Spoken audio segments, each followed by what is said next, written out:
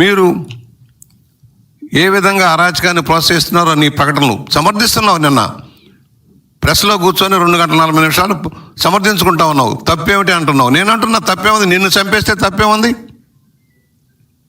నీ విధానం ఏమి కాదు, మేము కూడా అవలంబిస్తే తప్పేంటి అని అడుగుతా ఉన్నా. సూటిగా ప్రశ్నిస్తా ఉన్నా. జగన్మోహన్ రెడ్డి ఖబర్దార్, జాగ్రత్త. అధికారంలో ఉన్నప్పుడు అరాచకం సృష్టించావు, అధికారంలో అడ్డుపెట్టుకొని ప్రజాస్వామ్యాన్ని కూనీ చేసి ప్రజాస్వామ్యాన్ని హరించి నీ ఇష్టార్జంగా పరిపాలన చేసి అందుకనే నీకు తగిన గుణపాఠం చెప్పి ప్రజలు ఇంటికి పంపించారు. మరలా తిరిగి అధికారంలోకి వస్తున్నాను, వచ్చేస్తున్నాను, మీ పని పడతానంటే ఎవరయ్యా నీకు ఓట్లు వేసేది? ఎందుకు వేస్తారు? ఎవరికి మేలు చేసావని? కులాల పేరుతో మతాల పేరుతో విభజించి పాలించే విధానంలో నువ్వు వెళ్తూ ఉన్నావు. కులాలను రెచ్చగొడుతున్నావు, మతాలను రెచ్చగొడుతున్నావు. నీ అరాచక విధానానికి ఒక ఆయుధాలాగా వాడుకోవడానికి ప్రయత్నం చేస్తున్నావు. ఏం చేసావని నీకు ఓట్లు వేయాలి? ఎందుకు వేయాలి? కనీసం ఏ సమస్య మీద స్పందించావు? గోబెల్స్ ప్రచారం చేయడం తప్పుడు. అదే సోనాధ్యాయం లాగా నీ పరిపాలన అంతా కూడా బంగారంలాగా జరిగిపోయింది, అంత అద్భుతాలు జరిగిపోయినాయి. ఏం చేసావు? ఒక్కడికి ఉద్యోగం ఇచ్చావా? ఒక ఉపాధి కల్పించావా? ఏమైనా చెప్పు. నీవు ఛాలెంజ్ చేస్తున్నారా? ఉమ్మడి వేదిక మీద మాట్లాడదాం. నువ్వు రా, నేను వస్తా. నువ్వు 5 ఏళ్లలో నువ్వు చేసినదో చెప్పు, నీకు దన్నుంటే చెప్పు, నేను వస్తాం. నువ్వేం చేయలేదో మేము చెబుతాం. కనీసం చెప్పుకోవడానికి ఏం మిగిల్చుకున్నావు నువ్వు? 151 మంది అధికారం ఇస్తే అరాచక పాలన సాగించావు, ముఠా రాజకీయాలను శాసించావు, అవినీతి అక్రమాలను పెంచి పోషించావు, లిక్కర్ స్కాములు, మైనింగ్ స్కాములు, ఆఖరికి టీటీడీ ధర్మశాలను కూడా దోపిడీ చేసావు. నీకు మాట్లాడే హక్కు లేదు, ప్రజాస్వామ్యం గురించి మాట్లాడే హక్కు లేదు. పోలీసు యంత్రాంగాన్ని దుర్వినియోగం చేసి ఏ విధంగా చేసావో మనం చూసాం.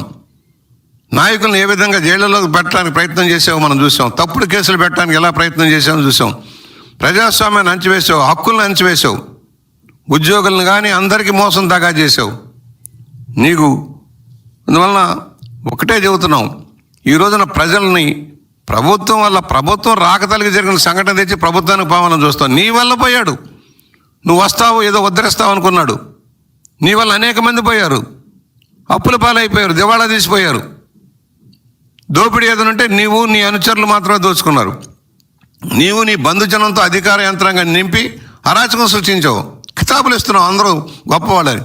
నువ్వు ఒక దోపిడీదారివి, నువ్వు దొంగవి, పచ్చి దొంగవి, 420 చీటర్వి, ప్రజలను చీట్ చేసావు. నువ్వు కితాబులు ఇస్తావు, వాడు మంచివాడు, వీడు మంచివాడని.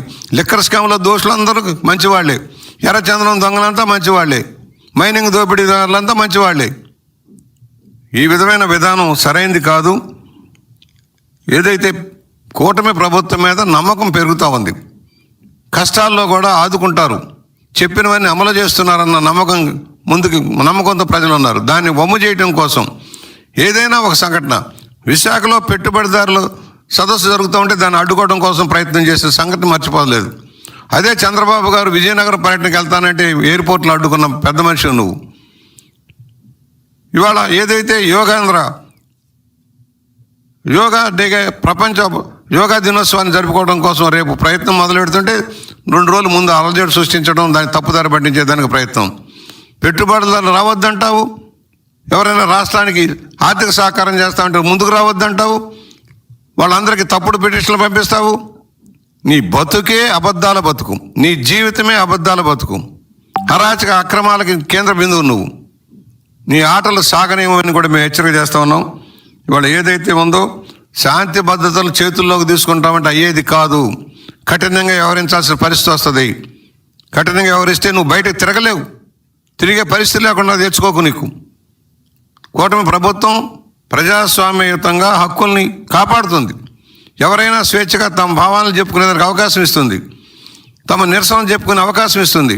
అంతేగాని అరాచక ఆటవిక విధానంలో మేము కోసేస్తాం, నరికేస్తాం, ఇంకా సిగ్గు లేకుండా ఎలా సమర్థిస్తావయ్యా? నువ్వు ఎలా నాయకుడు అయ్యావు? ఒక ముఖ్యమంత్రి పదవి చేసావు, ఒక ప్రతిపక్ష నాయకుడిగా ఉన్నావు, అసెంబ్లీకి రావు, సమస్యల మీద మాట్లాడవు, ఎవరికైనా సాయం చేసావు, నీ జేబులోంచి తీసుకుపోయి సాయం చేసావు. నిన్న 2 పోయారు మీ పార్టీ వాళ్ళే, వాళ్ళకి ఎందుకు సాయం చేయలే? కనీసం మనిషి పడిపోతే తీసి ఆసుపత్రికి పంపిస్తాను ఇంగిత జ్ఞానం కూడా నీకు లేకుండా పోయిందే. మానవత్వం లేని పశువులాగా ప్రవర్తిస్తే ఎలాగా? అందువలన వాళ్ళు మేము స్పష్టంగా చెబుతున్నాం, జగన్మోహన్ రెడ్డి కపట నాటకాలకు తెరలేశాడు. గత తప్పులని అప్పుడే మర్చిపోయారు.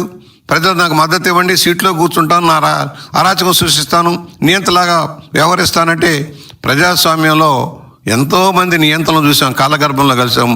ఎంతోమంది హిట్లర్ లాంటి నియంతలు కానీ, ఉగండా హమీన్ లాంటి వాళ్ళు కానీ, ముస్సోలిని లాంటి వాళ్ళు అంతా కాలగర్భంలో. నువ్వెంతయ్యా, నువ్వు నియంతలాగా పరిపాలించావు, ఫలితంగానే 11 సీట్లకు పరిమితం చేశారు.